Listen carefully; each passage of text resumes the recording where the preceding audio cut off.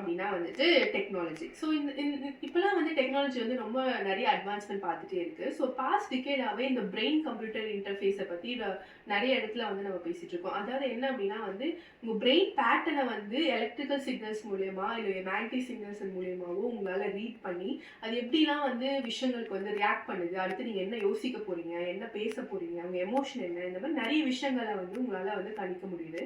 So அதே மாதிரி ஒரு பேரலைஸ் ஆன ஒரு பேஷண்ட்டோ இல்லை பேச முடியாமல் கம்யூனிகேட் பண்ண முடியாமல் இருக்கிற ஒரு பேஷண்ட்டுக்கோ வந்து அவங்க என்ன நினைக்கிறாங்க அப்படின்னு தெரிஞ்சுக்கிறதுக்காக நம்ம ஆல்ரெடி வந்து இன்வெசிவ் மெத்தட் அப்படின்னு சொல்லிட்டு ஒன்று ஃபாலோ பண்ணி பிரெயின்ல 2 எலக்ட்ரோட் வச்சு அது மூலியமா சிக்னலை வந்து கண்டக்ட் பண்ணி அவங்க என்ன பேச ட்ரை பண்றாங்க அப்படிங்கறத வந்து நம்ம ஆல்ரெடி வந்து பண்ணிட்டு இருக்கோம். ஸோ அந்த ஏஐ வந்ததுக்கப்புறம் அது இன்னுமே ஓரளவுக்கு நல்லா டெவலப் ஆகி போயிட்டு இருக்கு. பட் இப்போ ரீசெண்டாக வந்து மெட்டா வந்து ஒரு புதிய ரிசர்ச் பேப்பரை வந்து பப்ளிஷ் பண்ணியிருக்காங்க. என்ன சம்மந்தப்பட்டது அப்படின்னா வந்து brain to text decoded without invasive method. ஓகேங்களா, வி ஆர் டைப்பிங் அப்படிங்கிறது தான் அந்த ரிசர்ச் பேப்பரோட டைப்பிங் ஹெட்டிங். இந்த இன்வெசிவ் மெத்தட்ல வந்து நிறைய டிஸ்அட்வான்டேஜஸ் இருக்குங்க. ஒரு 2 எலக்ட்ரோட நீங்க பிரெயின்ல வைக்கணும் அப்படிங்கிற போது ஒரு காம்ப்ளெக்ஸ் சர்ஜரி நீங்க ஒன்று கோத்ரூ பண்ணணும். அப்புறம் இன்ஃபெக்ஷன்ஸ் ஆகலாம். அதுக்கப்புறம் வந்து இதை லைஃப் லாங்கா மெயின்டைன் பண்றதுமே வந்து ஒரு கஷ்டமான விஷயம் தான். ஸோ இதெல்லாம் அவாய்ட் பண்ணுங்கிறதுக்காக தான் இந்த ரிசர்ச் வந்து கொண்டு வந்திருக்காங்க. ஸோ இதில் என்ன பண்றாங்க அப்படின்னா ஒரு 35 பார்ட்டிசிபென்ட்ஸ் வந்து ஹையர் பண்றாங்க. இவங்களுக்கு வந்து ஒரு சென்டென்ஸை வந்து வேர்ட் பை வேர்டா காட்டுறாங்க. அது ஃபுல்லா வந்து மனப்பாடம் பண்ணிக்கணும் அப்படின்னு சொல்லிட்டு.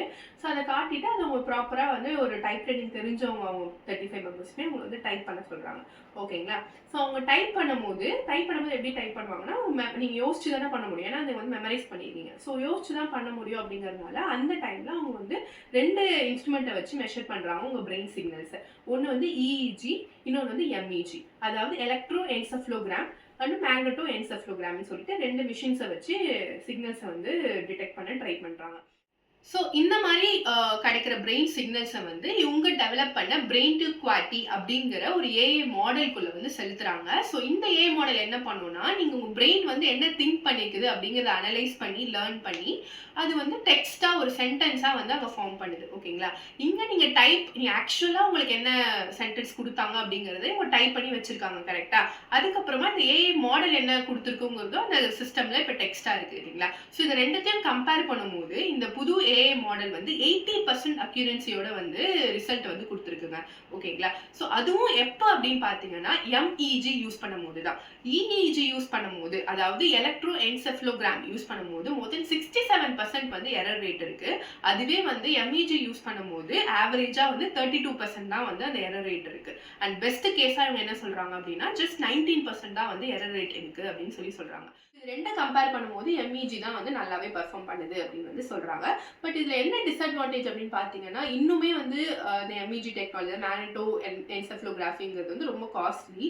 ஸோ அது இன்னும் நிறைய அவ்வளோ ஈஸி கிடையாது. அது வந்து மார்க்கெட்ல வந்து இன்னும் இதுக்கு வருது. ஸோ இது ஒரு சின்ன ஸ்டெப்பிங் ஸ்டோனா தான் வந்து இவங்க வந்து பாக்குறாங்க. இன்னும் நிறைய டெவலப்மெண்ட் வந்து இதுல கண்டிப்பா நடக்கணும்.